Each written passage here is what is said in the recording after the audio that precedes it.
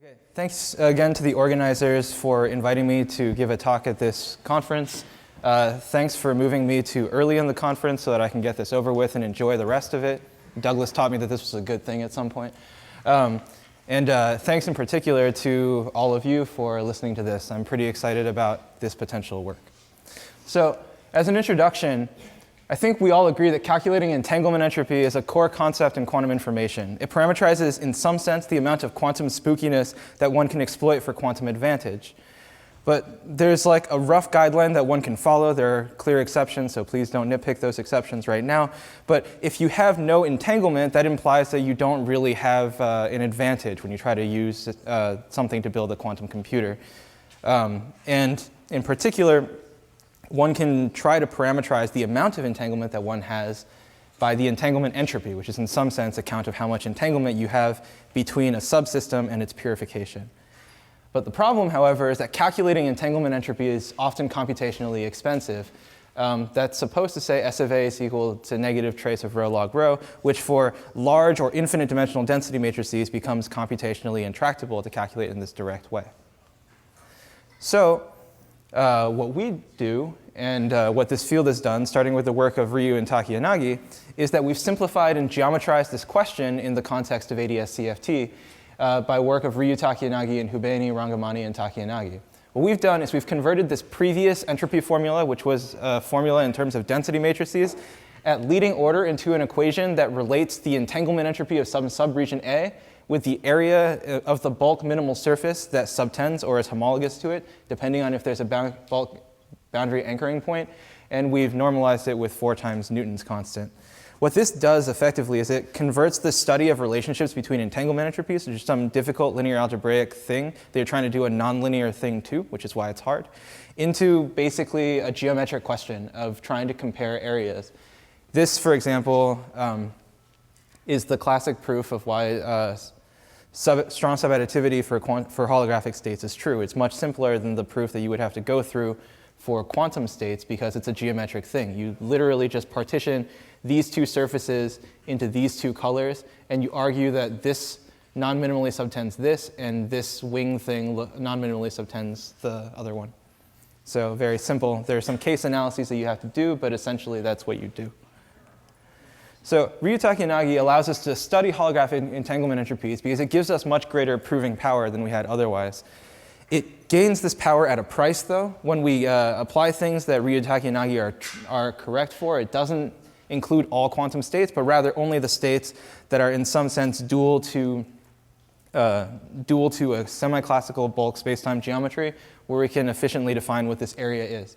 The first example of such an inequality with these 6 letters, the first 3 of which being the name of the inequality and the second 3 of which being the authors, was the monogamy of mutual information proven by Hayden, Hedrick, and Maloney, some of which I think are currently here. So this inequality is this one, where the entanglement entropy of the 2-body where the sum of the 2-body entanglement entropies is greater than the sum of the 1-body entanglement entropy plus the 3-body entanglement entropy. So it's a 3-party inequality.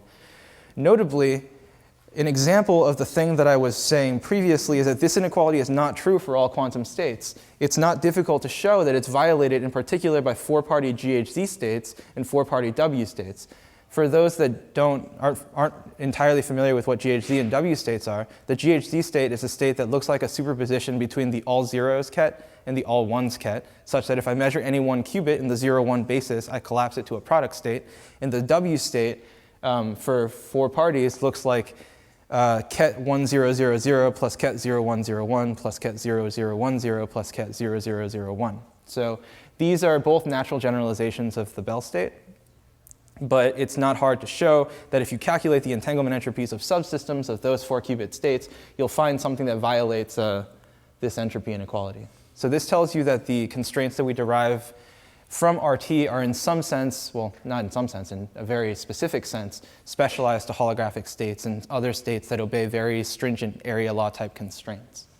So previous work that I've done in this field is that with authors, all but one of which I think are in the audience, we found an infinite generalization of this inequality to all odd party numbers, where a party number just means the number of distinct letters that you have in your inequality. And we also found exactly four other inequalities for 5 parties. So that work was done with myself, Sepper Nizami, Hiroshi Uguri, Jamie Sully, Bogdan Stoika, and Michael Walter. Sorry, I guess I forgot Bogdan because I'm not sure if he's here. And in particular, this inequality, one can show that these are the only inequalities necessary to constrain the holographic entanglement entropy at 5 parties, something that was proven in a solo author work by Sergio Hernandez-Cuenca. So how do we do this? What are the techniques that we use to show that we found all of the inequalities? Some of these things will look very familiar to my co-authors because I stole them from our paper, so sorry, Sepper. So first, we need to introduce the notion of an entropy cone. An entropy cone is a cone in entropy space whose interior contains all entropy vectors consistent with the type of state being considered.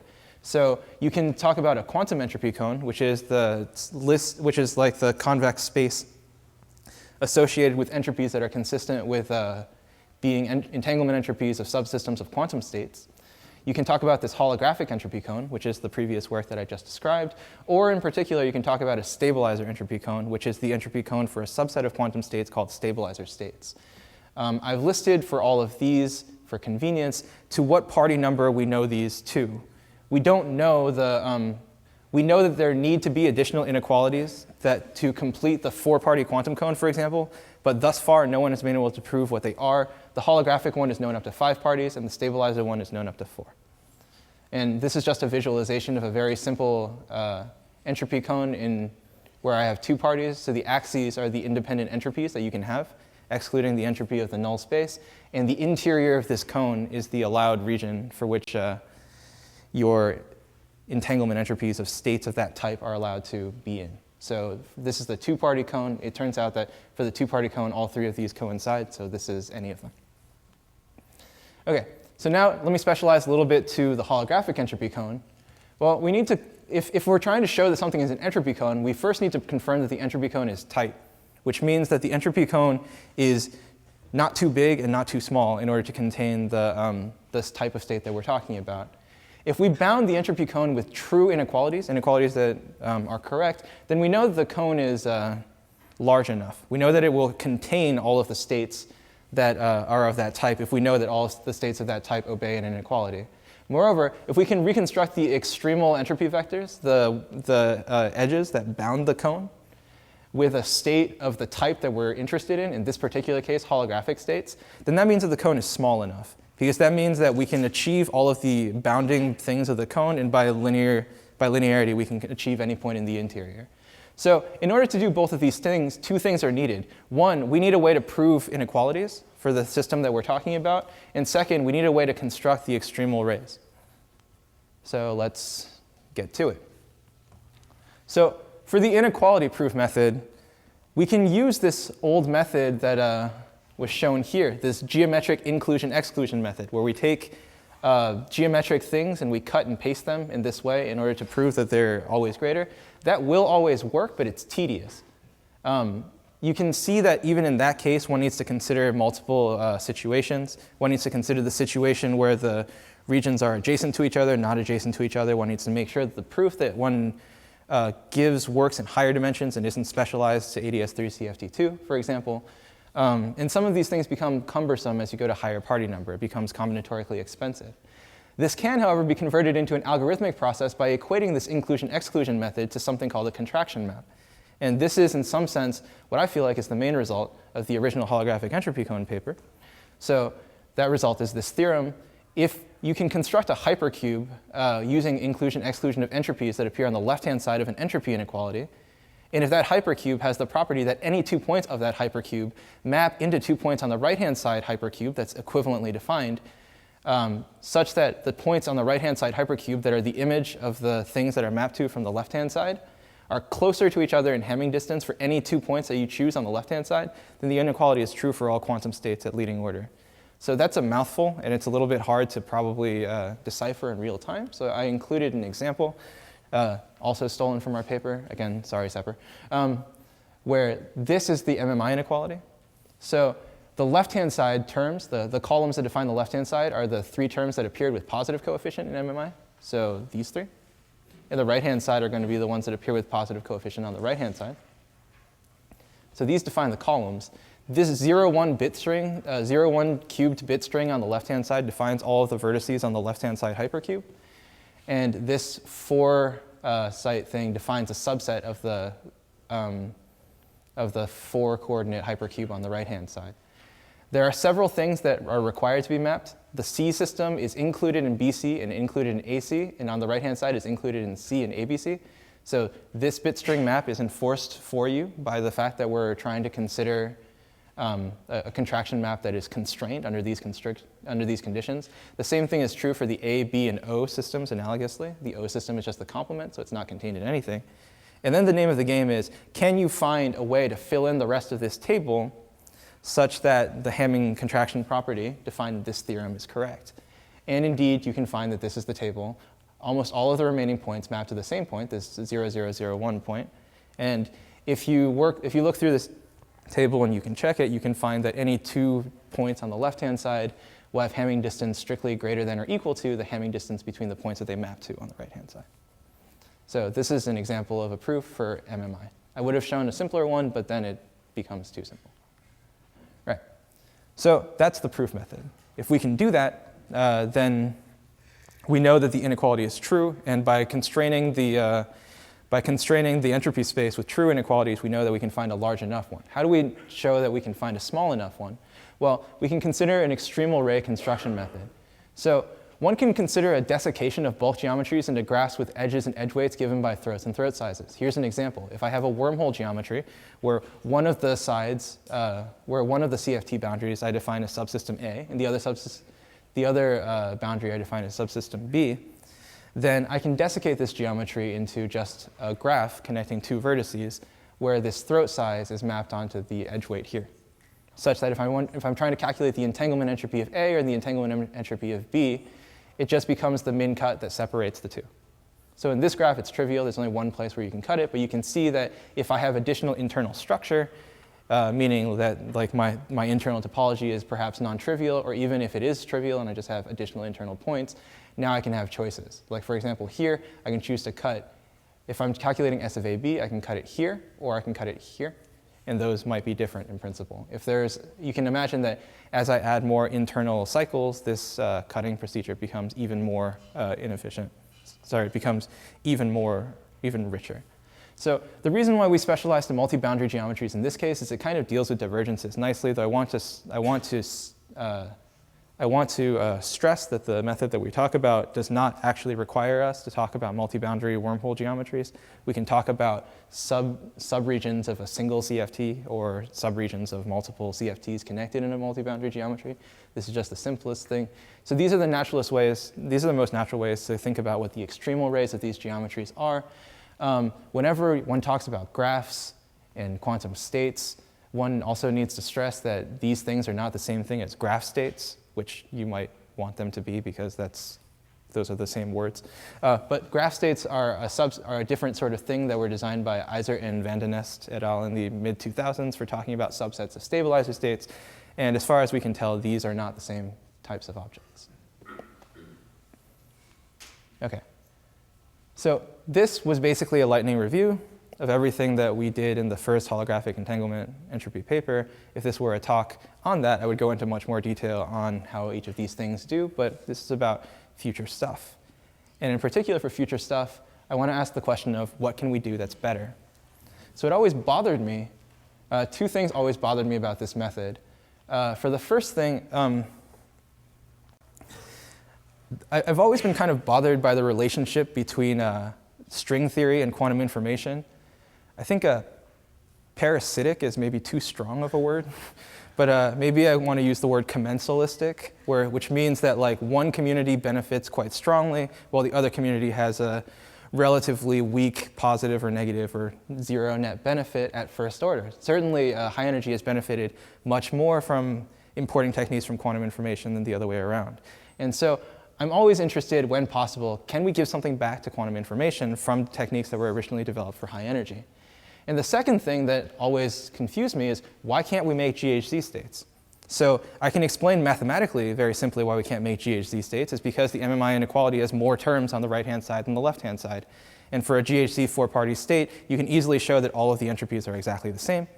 And so the MMI inequality would say for GHZ states that 3 is greater than or equal to 4, which is obviously not true. And all of the other holographic inequalities that are higher than GHZ states also have that same property, where there are more terms on the right-hand side than on the left-hand side, so it's not true.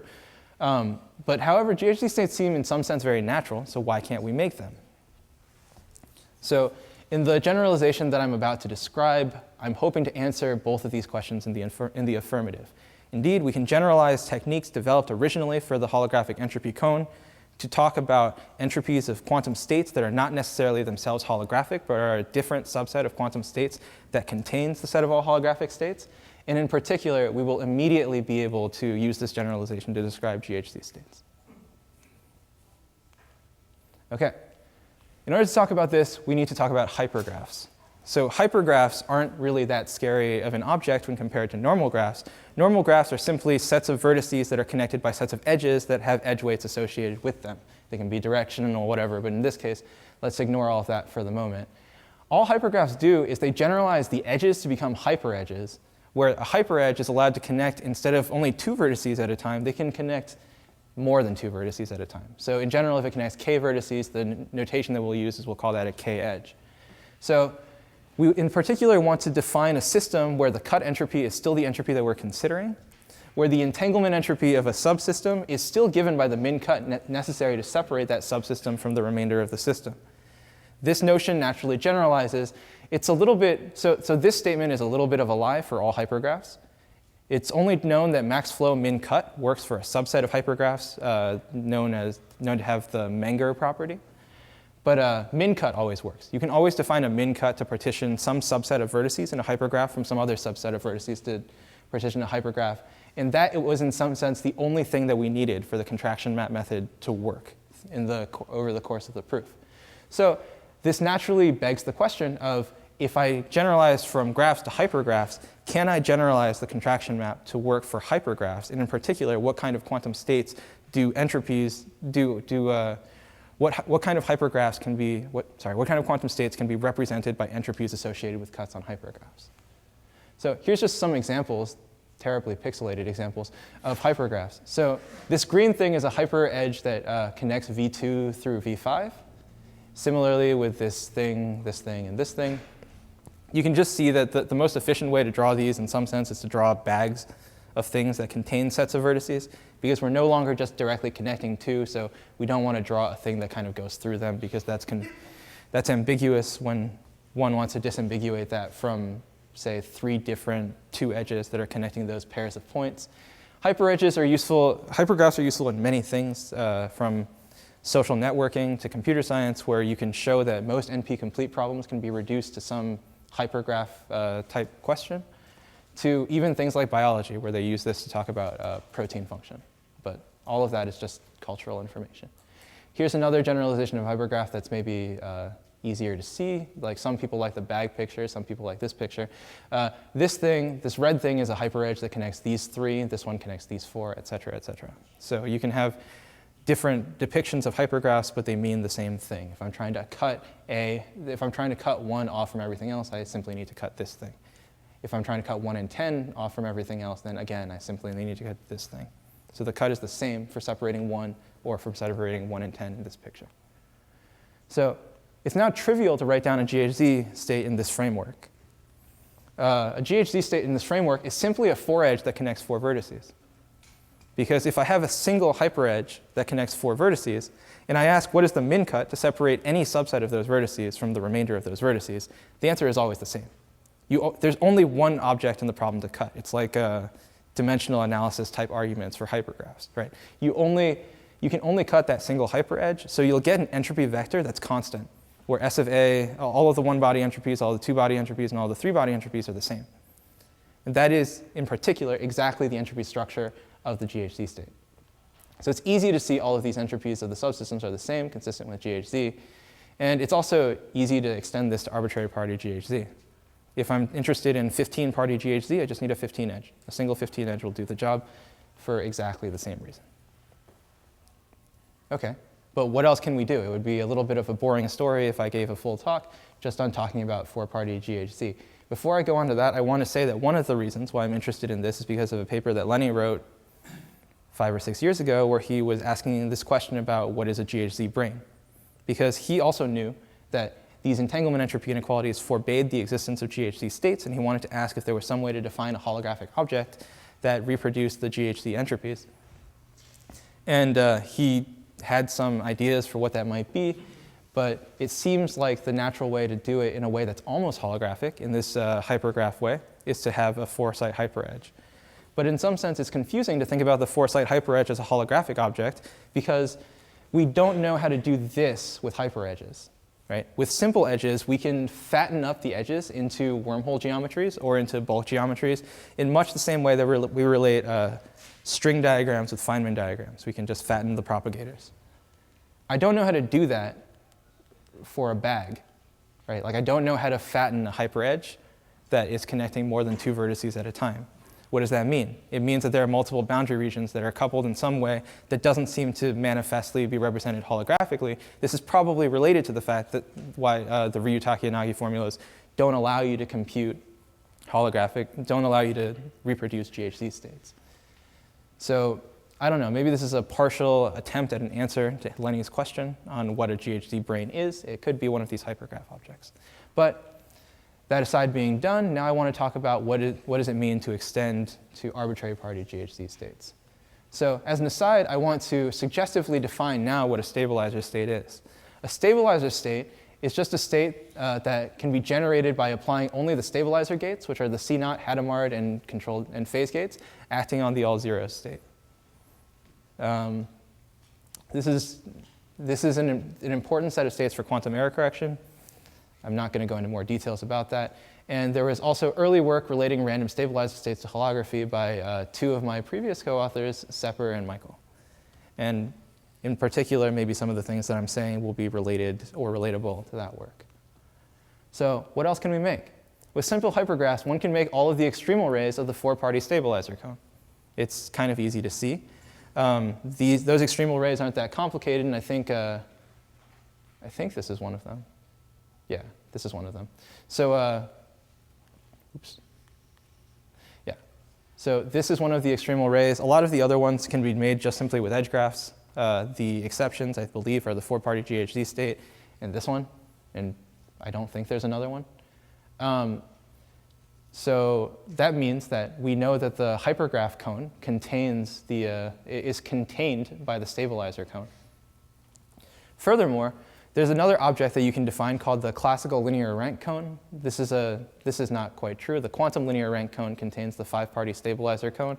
The classical linear rank cone is similar to the quantum linear rank cone, except you replace weak monotonicity with simple monotonicity. So, but nevertheless, it's an interesting object to consider. This information is slightly out of date. This was true as of, I think, last Wednesday.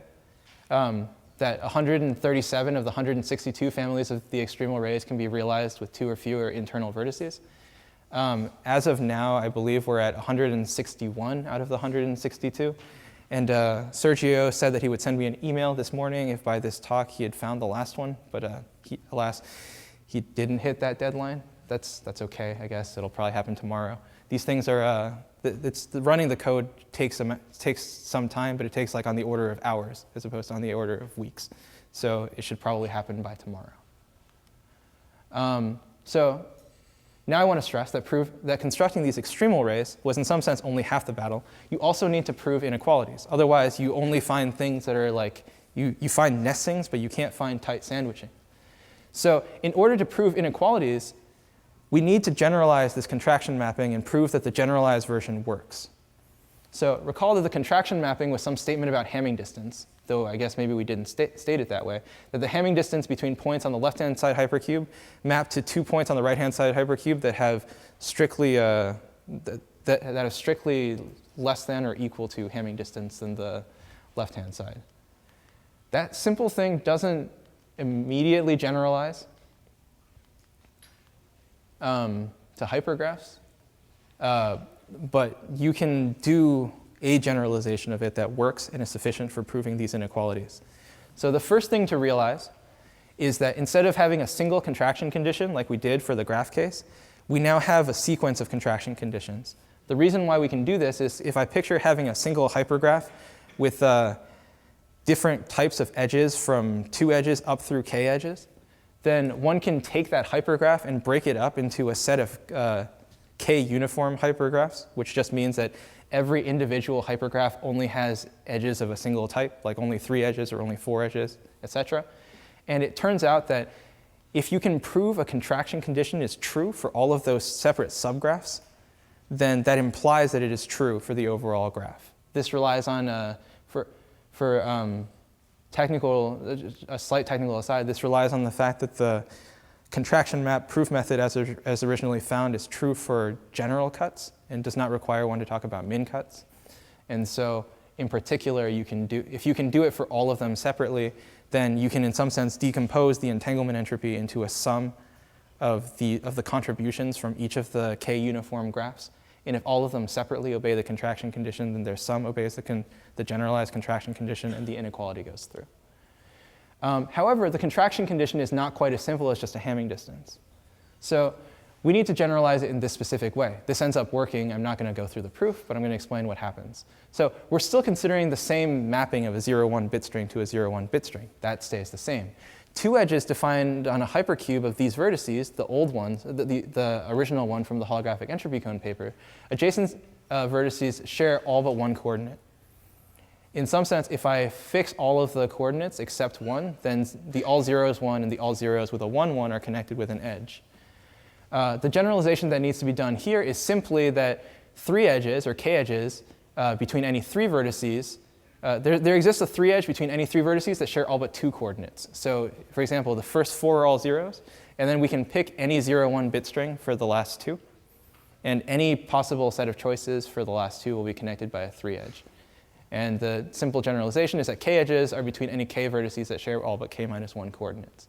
So this is a way of defining the k edges on the 0,1 to 0,1 bit string map.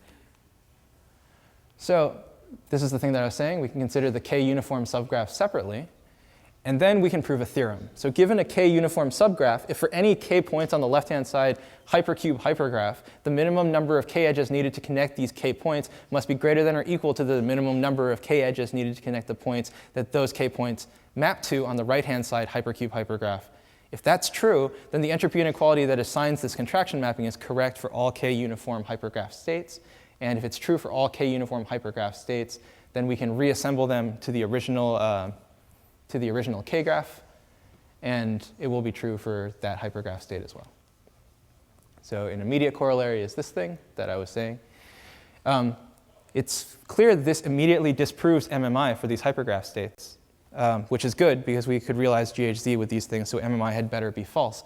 It's very easy to see why, because the counterexample to MMI is simply a single hyperedge connecting enough points to such that all of the entropies are the same. This basically enforces that the only inequalities that can be true for these generalized states are inequalities where the number of terms on the left-hand side is greater than or equal to the number of terms on the right-hand side. So it's a different kind of balance condition from the balance condition that seemed to be true for holographic entropy inequalities. And so that immediately disproves MMI, which tells me that I'm talking about something that's different from the holographic entropy cone. That's another way of seeing that. And moreover, you can immediately see that this proves the Ingleton inequality. The Ingleton inequality was the last additional inequality, apart from the inequalities that are known to be true for all quantum states, needed to close the 4-party stabilizer cone. So now we've proven that this object is big enough. Previously, we had shown this object was small enough. And so what this shows is that the 4-party hypergraph cone is exactly the same as the 4-party stabilizer cone. So some further extensions are also possible. This proof method becomes combinatorically expensive, as with all of these entropy cone things, but there are some possibilities for streamlining it and making it better. Of the linear rank inequalities that we know, we can already prove 18 of the 31 of these. 9 more are close. What I mean by this is that we kind of do this iteratively. If we check the contraction maps by going up through the k subgraphs. And so when I say these are close, we mean that we've checked up through k equals 5 hypergraphs. We need to verify it for up to k equals 6 in order for the thing to be correct. So these will probably be done. Notably, for none of these inequalities have we found a contradiction. So our belief is that all of these inequalities will end up being true, with the obvious exception of strict monotonicity. S of AB is greater than or equal to S of A. So these linear rank inequalities, with the exception of monogamy, are known to be obeyed by all stabilizer states. We can also find explicit hypergraphs that violate these holographic entropy inequalities, like we previously said. But amusingly, this still doesn't get us all of the way there. If you remember earlier in the talk, I said that there were two types of states that we cannot realize with, that violate the holographic entropy inequalities for a low party number. There are obviously more, but the other one was this W state that I mentioned. We still can't make W states with this method. In particular, this is probably related to the fact that the W state is not a stabilizer state. And so we have an ongoing conjecture that we're trying to show that the hypergraph cone is actually exactly the stabilizer cone to higher party number. And because the hypergraph cone is in some sense more explicitly tractable to deal with, this may allow us to conjecture or motivate inequalities that are true for the stabilizer cone as well. So here are some future directions. We want to prove or disprove the equivalence of the hypergraph cone and stabilizer cone to all party number. Maybe we can prove something like all hypergraph entropies have stabilizer representations. We've actually made some progress in this direction, again, using ideas that were pioneered by Michael and Sepper in their random stabilizer paper, where we might be able to use the tensor network type techniques that those guys talked about to basically, given a hypergraph, create a stabilizer state that is kind of tailor-made to reproduce those entropies. Another thing that's almost certainly true, but we haven't yet figured out how to explicitly prove is, can we prove that the hypergraph cone is also polyhedral in the same way that the entanglement entropy cone is? It seems quite likely because the holographic entanglement entropy cone was polyhedral essentially because you only needed a finite number of internal vertices in order to reproduce all possible entropies. If that's true for graphs, it seems highly likely that it's also true for hypergraphs. And so we might be able to prove that this cone is polyhedral. And then, pending this conjecture, that might also directly show that the stabilizer cone is polyhedral. I mentioned that for some subset of hypergraphs, there is a notion of the max flow min cut theorem. The max flow min cut theorem is the key ingredient for proving, for the bit thread duality, for talking about bit thread representations of holographic entanglement entropy by Hedrick, Friedman, and others. For the subset of hypergraphs that also obey an MFMC theorem, it seems very tantalizing to see if there's a non-holographic generalization of bit threads to this kind of discrete hypergraph model, and to ask whether there are any things that, much like bit threads, naturally describe certain aspects of holography better than Ryu-Takuyanagi surfaces. Maybe this kind of discretized bit thread model is also, in some sense, better for describing certain things than the cut model. And furthermore, this maybe can bring it back to gravity. It may be connected to non-geometric terms in holographic entanglement entropy, such as, for example, topological terms coming from the Wald entropy and higher derivative theories of gravity. If I have a topological term, that means that that contribution will be the same for all subsystems that are non-trivial.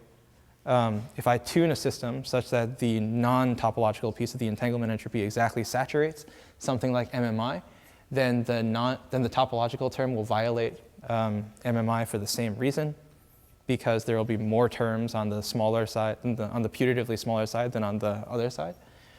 Maybe one way to think about those terms is also in terms of these hypergraphs.